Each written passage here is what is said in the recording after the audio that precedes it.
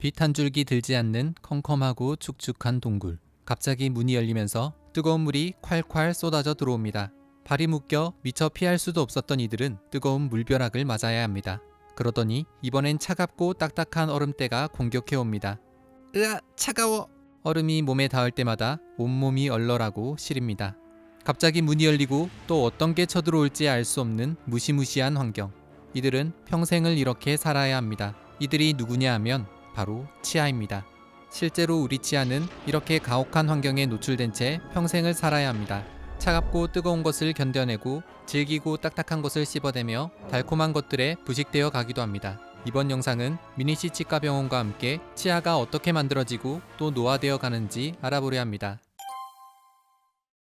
먼저 치아가 어떻게 생긴 녀석인지 잠시 살펴볼까 합니다. 치아는 크게 범랑질, 상아질, 치수로 나누어집니다.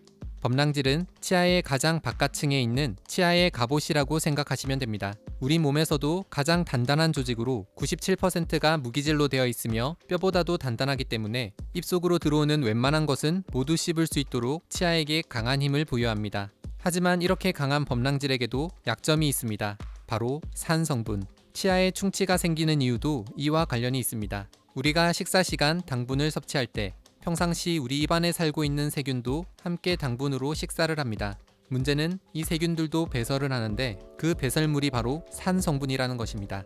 그래서 산 성분으로 치아의 범랑질층을 녹이고 안쪽까지 공격해 들어와 결국 충치를 만드는 것입니다. 잘못된 생활 습관으로 역류성 식도염 같은 질환에 걸리게 되어도 강한 산성을 띤 위산에 의해 범랑질이 부식될 수 있습니다. 또한 범랑질은 위는 두툼하지만 아래로 갈수록 얇아지기 때문에 칫솔질을 잘못된 방법으로 계속하거나 무리해서 세게 씹을 땐 닳아지기도 합니다. 어렸을 땐 깨끗하고 새하였던 치아가 나이가 들수록 뭔가 누렇게 보이는 이유는 바로 백색의 범랑질이 닳아 없어지면서 안에 있던 상아질이 비쳐 보이기 때문입니다. 상아질은 범랑질 안쪽에 있는 노란색 조직으로 부드럽고 탄력성이 있어서 범랑질을 지지하고 깨지는 것을 방지합니다. 상아질 내부에는 치아의 신경인 치수와 연결된 무수히 많은 상하세관들이 있습니다. 마지막으로 치수는 신경 조직으로 치아의 심장과 같은 부분입니다. 치아에 영양을 공급하는 곳인 동시에 치아의 통증, 치통을 유발하는 곳이기도 합니다. 충치가 치수까지 닿으면 우리가 흔히 치과에서 하는 신경치료를 해야 합니다. 그런데 신경치료가 치아의 신경을 고친다고 오해하는 사람이 많습니다. 사실 신경치료는 반대로 신경을 죽이는 치료입니다. 치수를 제거하면 영양 공급이 중단되기 때문에 치아는 약해지지만 적절히 잘만 치료하면 신경이 남아있는 치아처럼 사용할 수 있다고 합니다. 치수가 특히 중요한 이유는 치아를 안쪽으로 두껍게 만드는 역할을 하기 때문입니다. 어렸을 때는 치수가 크지만 나이가 들수록 치수가 적어지기 때문에 치아도 노화되는 것입니다. 사람의 치아는 태어나서 6개월에서 8개월 사이부터 처음으로 나기 시작합니다. 이때의 치아를 유치라고 하는데 유치는 총 20개 정도로 30개월이면 다 나옵니다. 하지만 이렇게 나온 유치는 7세경부터 다시 빠지기 시작합니다. 유치는 그 크기나 기능에 있어 어른이 사용하기에는 너무 작기 때문에 다시 본격적으로 평생 쓸 치아, 즉 영구치가 나오기 시작하는 것입니다.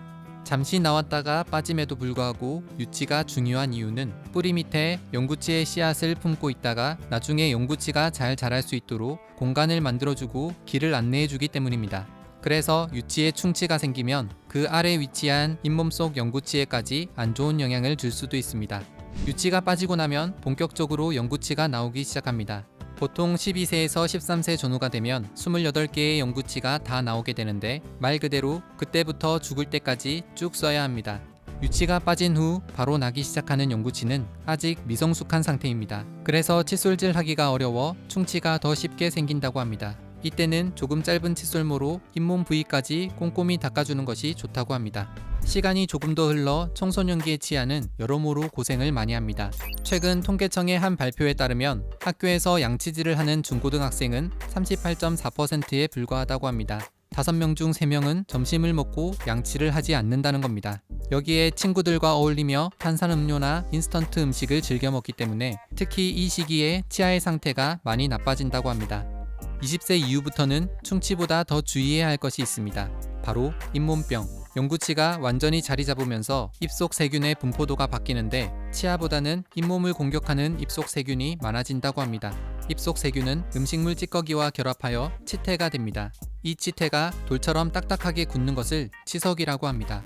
치아와 잇몸 사이 경계 부위에 쌓인 치석은 치아 뿌리 쪽으로 파고들며 잇몸을 공격하는데 염증으로 잇몸이 부어오르고 피가 나며 냄새도 심해집니다. 그러다 결국 치아가 박혀있는 치조골을 파괴해 치아가 흔들리고 치아를 잃게 되기도 합니다.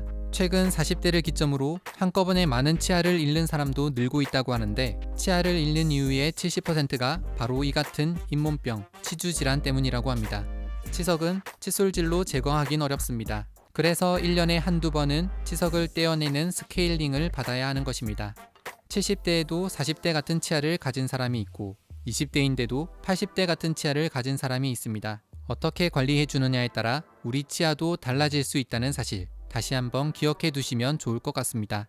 지금까지 미니씨 치과병원과 함께 치아의 생애에 대해 알아봤습니다.